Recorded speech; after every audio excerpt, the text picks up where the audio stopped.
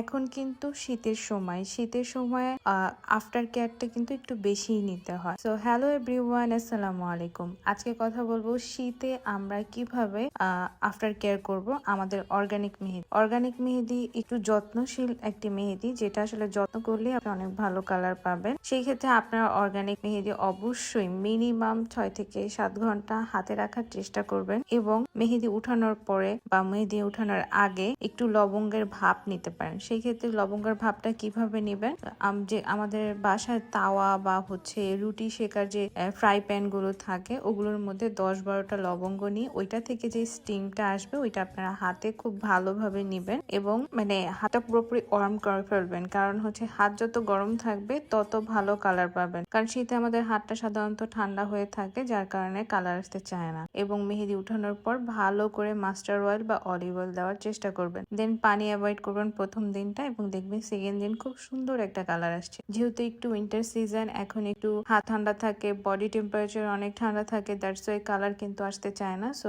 এই আফটার কেয়ারটা একটু ভালোভাবে করবেন, দেখবেন অনেক সুন্দর কালার পাবেন। সো আল্লাহ হাফিজ সবাইকে, আসসালামু আলাইকুম।